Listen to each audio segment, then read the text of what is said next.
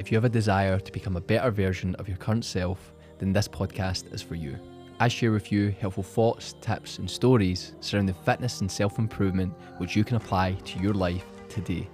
So for those of you that want to take control of your life, to learn, to grow, to become that which you desire most, I am your host, Connor Malone, and this is the pursuit of constant improvement.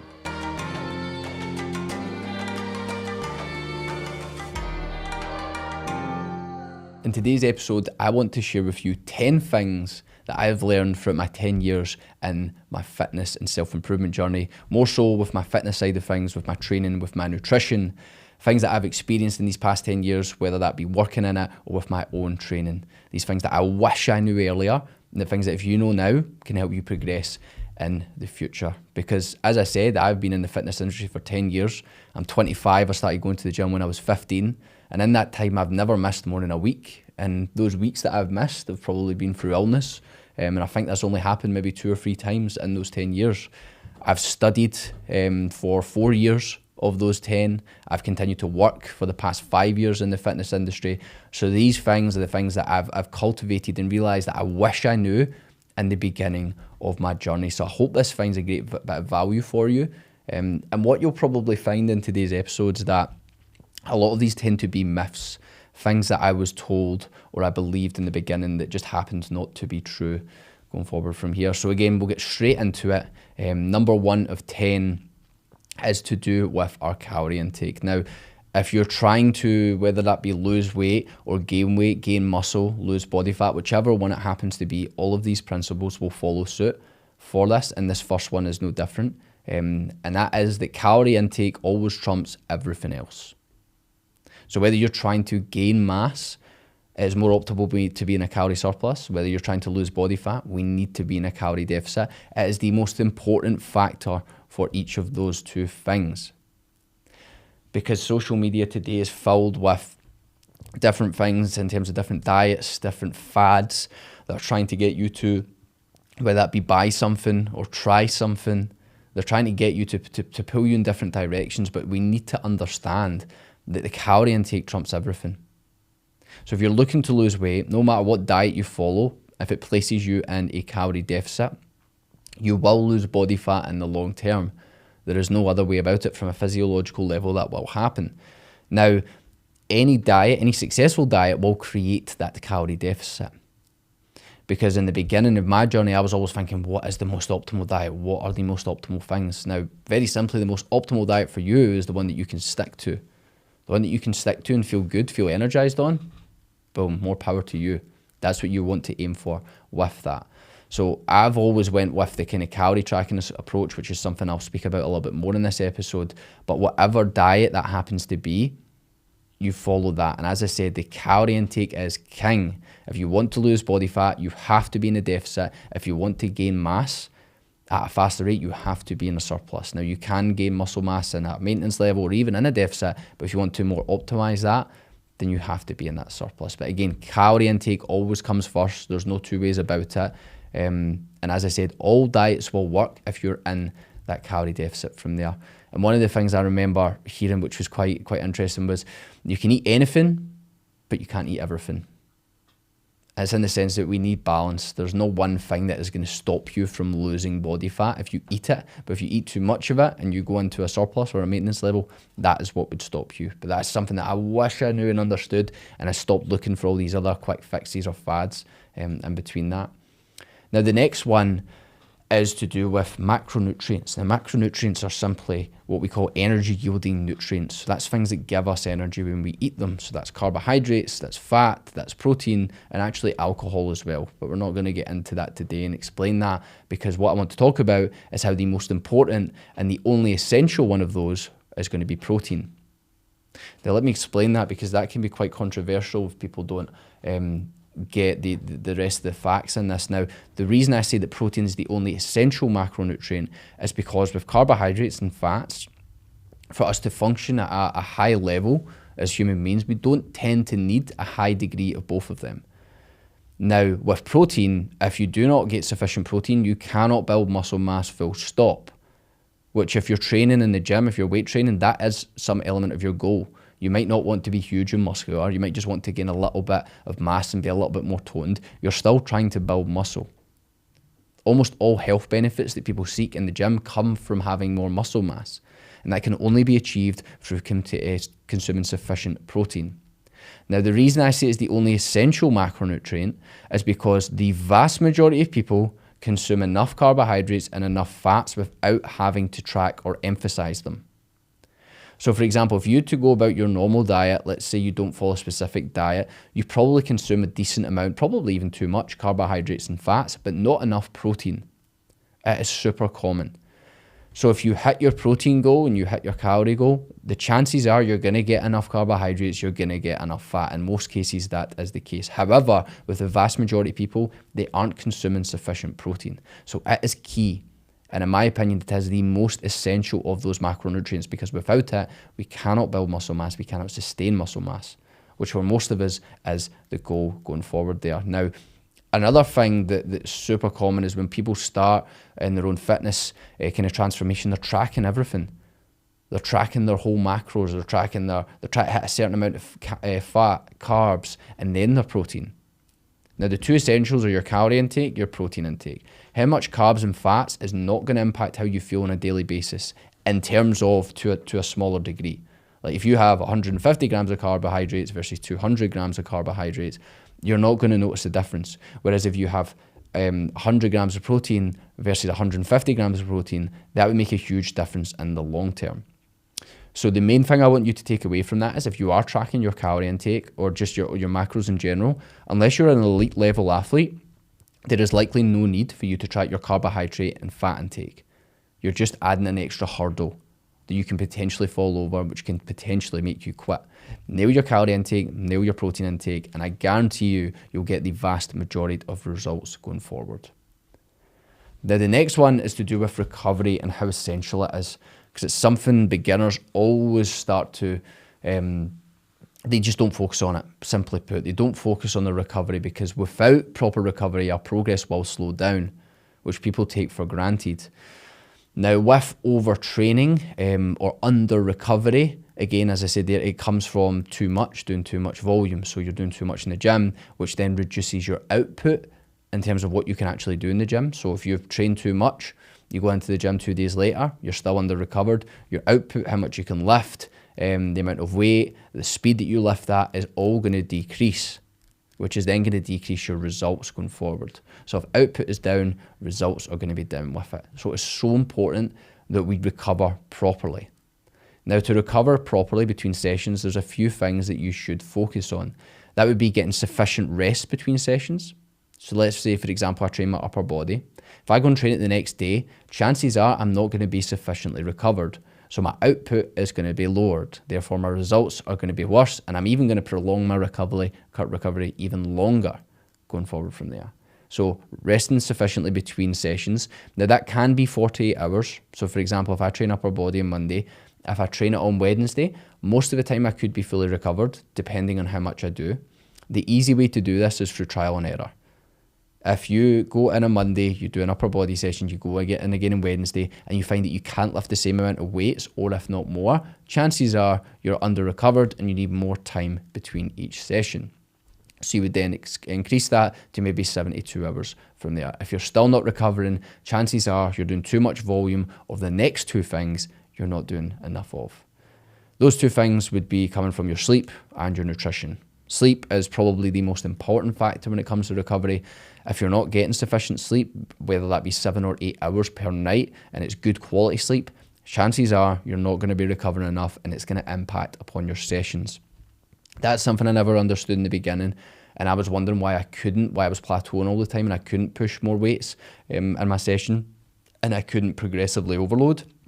It was coming from my sleep, which was then leading to poor recovery. I was feeling maybe okay, I was feeling alert, but when I was going in the gym, my output was down. I wasn't as strong, I wasn't as fast as I had to be going in there.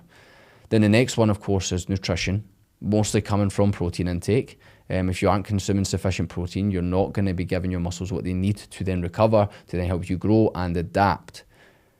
Because you think of it, in the gym, when you train, you break down a muscle, you fatigue that muscle, it needs to recover. If it doesn't fully recover, it cannot then get stronger on top of that. So a problem that most people hit is, yes, they're recovering, but only to the same extent where they went to their first session. So let's say you go in, you break down some muscle tissue, you get a little bit of fatigue, whatever, you give it 2 days, but maybe you've only just recovered to the levels where you were, and you've not given your body enough chance to then adapt on top of that. That can be a problem, which again can come from overtraining, because you're not giving yourself sufficient rest in between sessions, you're not giving yourself sufficient sleep, or in that case, your nutrition is not on point from there. The big thing with recovery is that people think the more the better, which is completely false. The more is not better. We have a thing with weight training called diminishing returns, in the sense that you can get good gains and results up to a certain point, and then the more you do, it actually starts to worsen your results because of that overtraining factor going forward. So again, recovery is essential, and those things can help you get better recovery going forward. The next one is probably one of the biggest things that I spent a lot of time seeking, and that was an optimal training program. And the simple answer to this is there is no optimal training plan for you. The best thing you can do with your fitness journey, especially if you're a beginner, is pick up consistency. Now, by looking for the optimal plan and chopping and changing things all the time, you're not going to be able to get that. Whereas if you follow the basics, which I'm about to go over for you, you can get probably 90% of the results. You're not an elite level athlete, so you don't need those smaller incremental changes, but those smaller incremental changes you can get once you've nailed these fundamentals. Once you've nailed that, you can then start to look for these smaller changes going forward. But again, the basics will get you the vast majority of the results. Now, some of the basics when you're in the gym, when you're weight training, can be this. First of all, with your weight training, now, I spoke about how you should train, you should ideally give yourself at least 40 hours rest before training the same muscle group. One of the ways you can do that is through your training split. So if you can only get into the gym twice per week, you would have to rest at least 48 hours between your sessions. And what you would ideally do would be full body sessions. So you do a full body session, say on a Monday, then you go in again on a Thursday or a Friday and then train that again. That is a really important part of a solid training program, is that we train each muscle group twice per week. Another part of that is each muscle group, now again, this might overcomplicate things, so I wouldn't worry about this, but if you are taking notes in this episode, this is a good thing to take note of, and that is for each muscle group, we should try to aim for at least 10 to 20 sets per week. So what I mean by that is if I go and I'm training my chest, for example, I would want to do 10 to 20 sets per week. So if I do 2 training sessions, let's say I do 3 sets of a dumbbell chest press, then 3 sets of a cable fly. That would be 6 sets in total for that session. I then go in 4 days later and do the same thing. That's a further 6 sets, which would be 12 sets in total for that week, which is within that guideline of 10 to 20 sets per week. That is a really good place to start. And what you can do is, if you're recovering well and you find that you're progressing at a decent rate, you can start to increase that volume a little bit. Or if the opposite is true and you're under-recovered and you're not able to progress from there, you can reduce the volume slightly.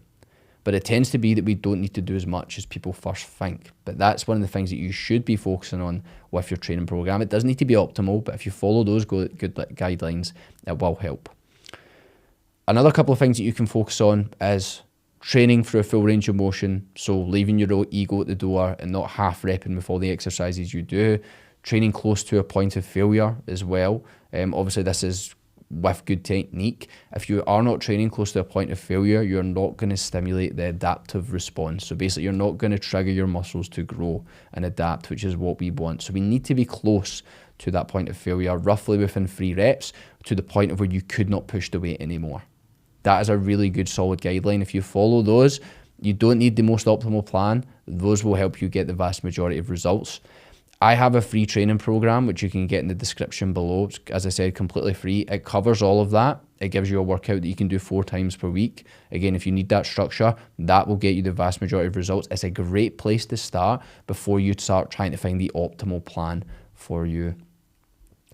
Now, the next one follows on from that, and it is that you do not need to be in the gym any longer than 45 minutes. When I first went to the gym, I was in for 1 to 2 hours every time I was in, because I was a young guy, I was naive, I was doing absolutely everything I could, thinking that the more I do, the better.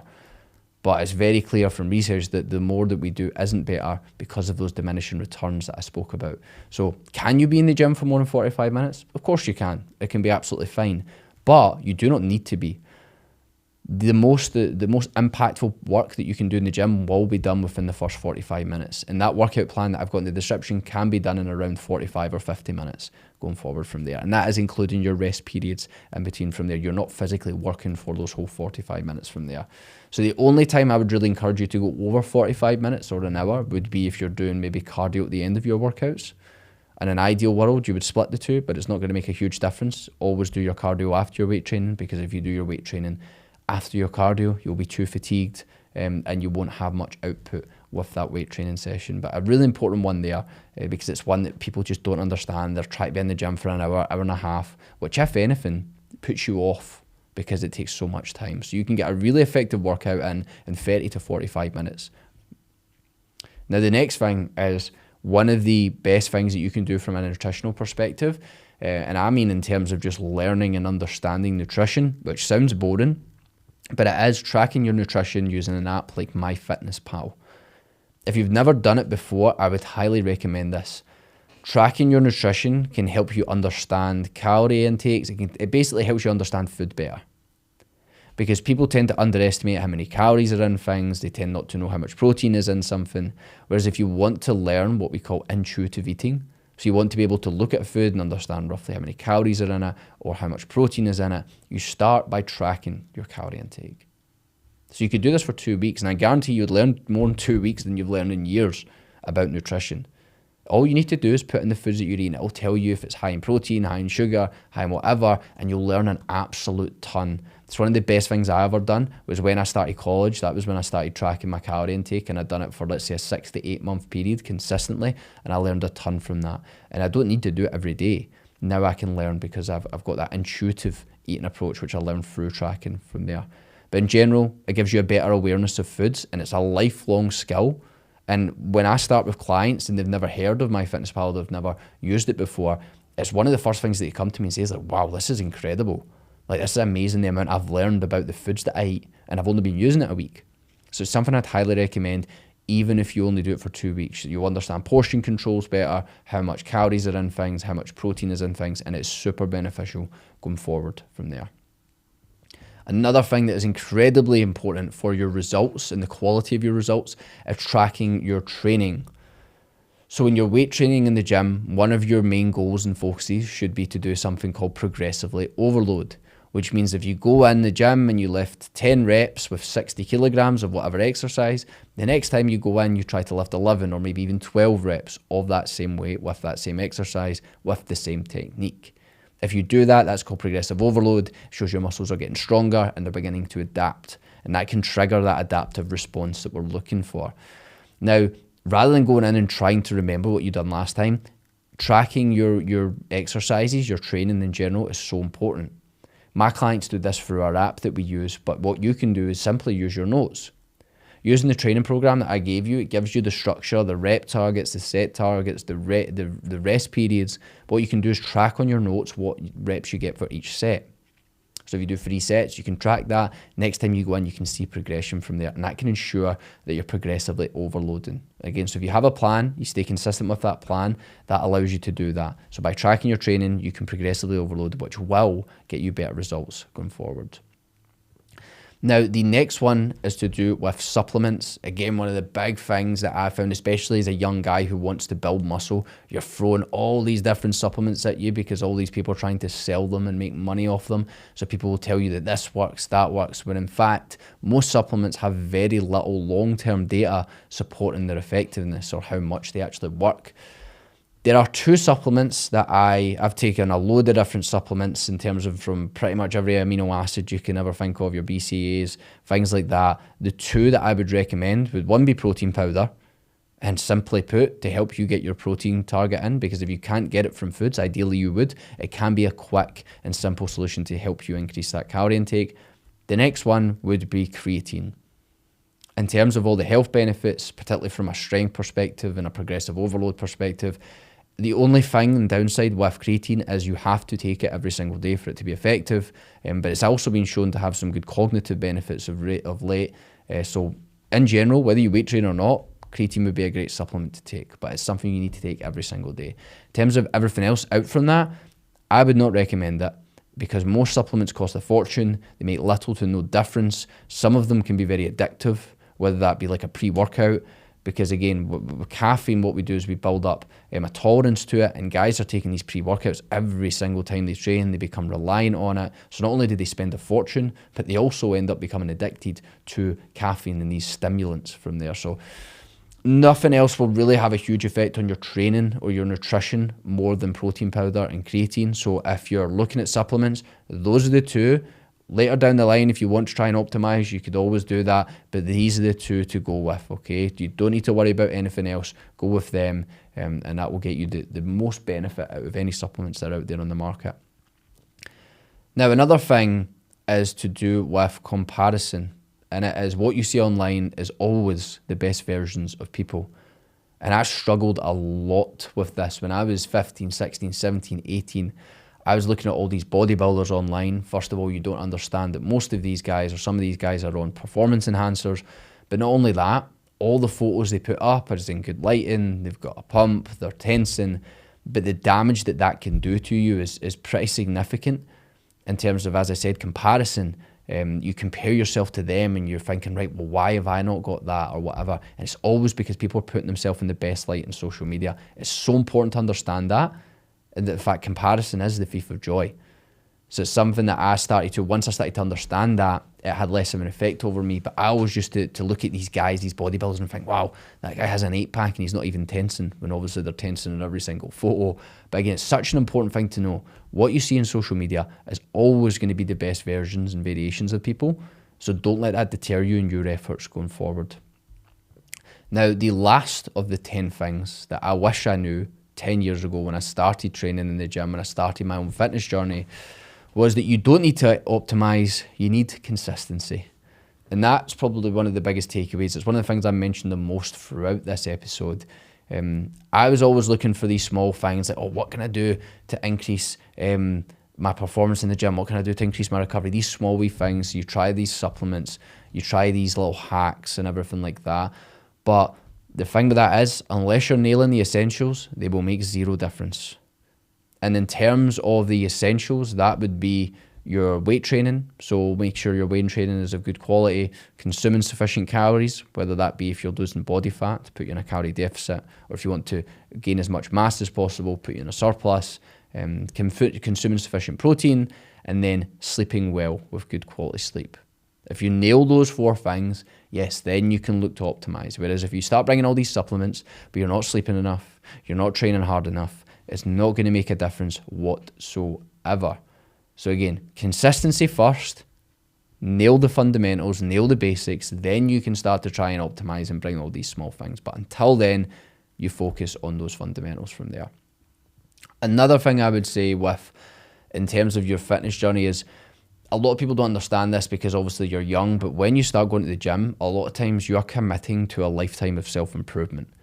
Because if you want to change your physique, that is a lifelong pursuit. Nobody wants to change their physique for 2 months and then go back to where they were. So that means that you will keep physically exercising, you will keep up these routines for the rest of your life. At least that would be the goal if you want to maintain that physique. And I think it's a really important thing to understand that this is a long game. We're playing the long game here. Again, if you're comparing yourself to people online and you're looking at all these supplements, you always want the quick fix, the short-term results. But you need to look at this as a long game. You're not just playing this to look good in 3 months' time. You want to look good, you want to perform good for the rest of your life. So fitness is going to have to be a part of that. It's a really important perspective to have, as this is a lifelong pursuit. Now, I hope you enjoyed those. I hope you got some value from those 10 tips in there, those 10 things that I wish I knew sooner when I started my own fitness journey. Because as I said, they would have had a huge impact. They would have stopped me from wasting time and countless amounts of money on all those things that I spoke about. As ever, I hope you learned something. I hope you apply it in your own pursuit of constant improvement. If you did enjoy today's episode, be sure to leave a like if you're watching on YouTube, or rate this on Spotify. I really would appreciate that, and I hope to see you in the next episode.